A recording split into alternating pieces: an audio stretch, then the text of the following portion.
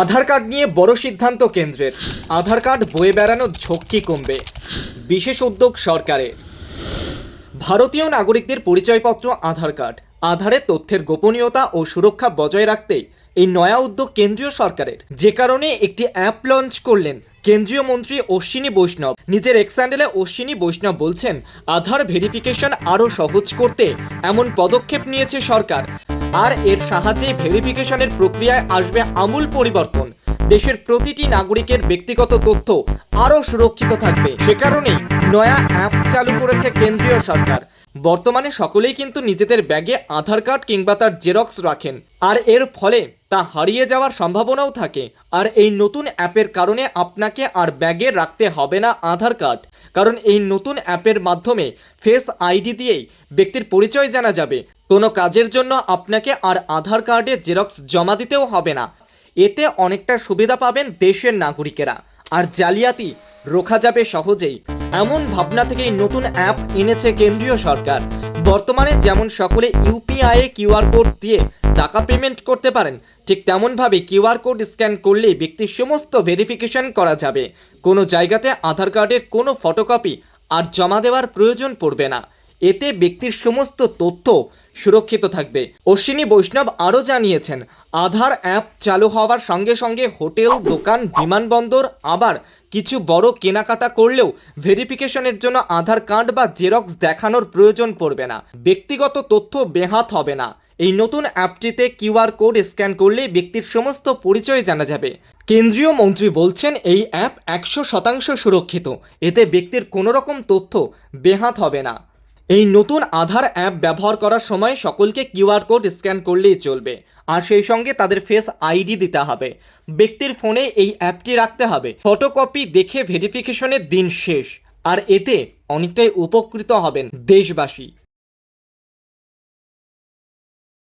এবং আজকে পশ্চিমবঙ্গের ইতিহাসে, বাংলার ইতিহাসে আজকের দিনটা কালো দিন হিসেবে চিহ্নিত থাকবে, যেখানে যোগ্য শিক্ষক শিক্ষিকাদের উপর একে তো সরকার চুরি করেছে, তারপর শিক্ষক শিক্ষিকাদের উপর এই আচরণ আমরা মেনে নেব না। ভারতীয় জনতা পার্টি রাস্তায় নামবে এবং প্রত্যেকটা লাঠির হিসেব হবে।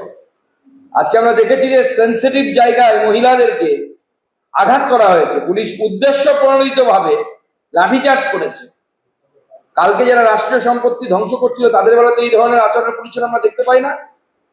তারা কি দুধেল গায়ে বলে তাদের গায়ে হাত দেওয়া যাবে না? ফাজলামো চলছে গোটা রাজ্যে।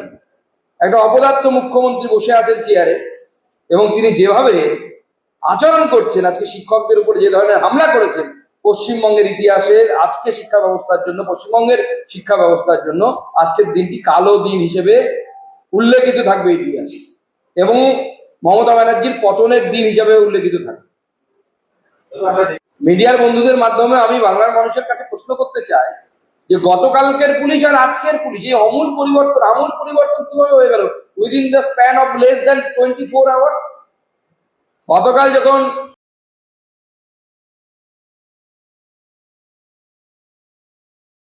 হলো 6টা ভ্যান ভ্যান্ডালাইজ করা হলো, পরে হয়তো আরো সংখ্যা বেড়েছে, তারপরেও পুলিশ কি সুন্দর অহিংস পুলিশ।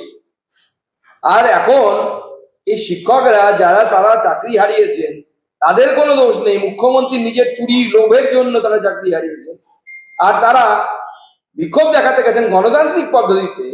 তারা হিংসা করেননি, টায়ার জ্বালাননি, কিচ্ছু করেননি, কোনো রাষ্ট্রীয় সম্পত্তির ক্ষতি করার চেষ্টা করেননি, ভাঙচুর করেননি।